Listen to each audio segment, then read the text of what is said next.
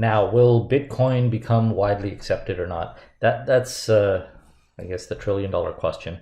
Now, the one benefit is if it was able to become widely accepted, it would provide everyday banking for the world.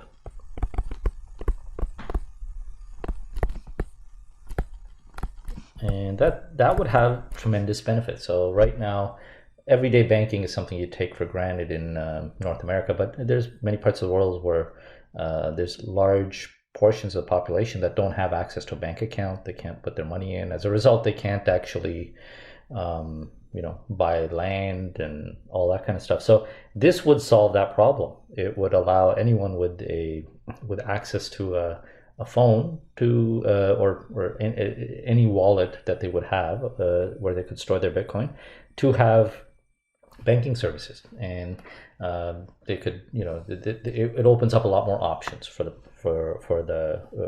a large portion of the people in the world that don't have them right now. So what would be the issues? Okay, so I'll call it the roadblocks for Bitcoin becoming a world currency. One is competitors. It's not the only cryptocurrency. Okay, so other cryptos. So if it does remain at top of mind like it is right now, that's a good start. But it would have to be the one or one or two because you couldn't really have 100 different cryptocurrencies and develop networks for them. Just like there's only a few. There's a few more prominent currencies in the world: the U.S. dollar, the euro, the yen, and they have enough scale to be able to compete. The second is, as I said, widespread acceptance.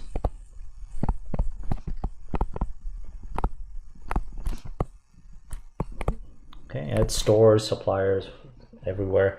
There's no point having a currency that nobody will accept, kind of like having a credit card that nobody will take. It's of no value at that point.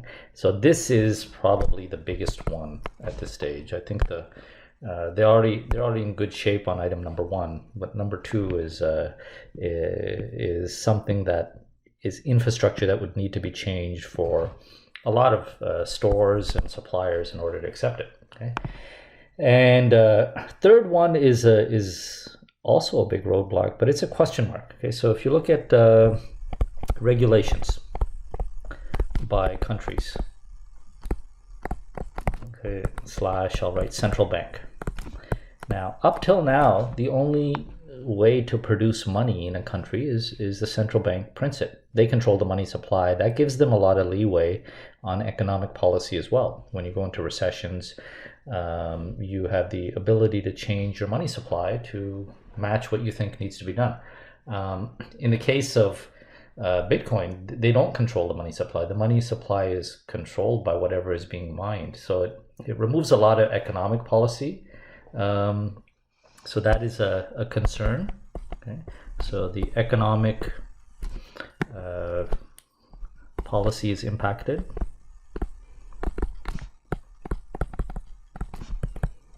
And governments are not going to like that. And secondly, there's something about taxes.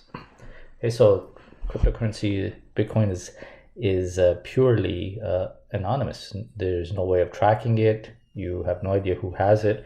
Then you can say, okay, well, what if people start getting paid in Bitcoin? There's no way of figuring out how much or tracking who got how much and how to tax them on it. So you can see that this is going to be something that the governments will definitely try to stop. Okay, because it's not in their best interest to have Bitcoin floating around out there. The question is, can they stop it? And the jury's out on that. You can make arguments for either. They could try to regulate as much as they could, but if you look at some of the things on the internet, if you look at, say, the music industry, the movie industry, and the impact of the internet on these, okay, the pricing model for music changed completely because when the internet came around, people were downloading free stuff, and movies, same thing. So their revenue sources had to change completely. In the case of a government, so both the music industry and the movie industry did try to stop all of the negative impact, but the internet had a life of its own and they weren't able to. So so while number three, the government would likely want to stop it, it is still a question mark whether they could or not.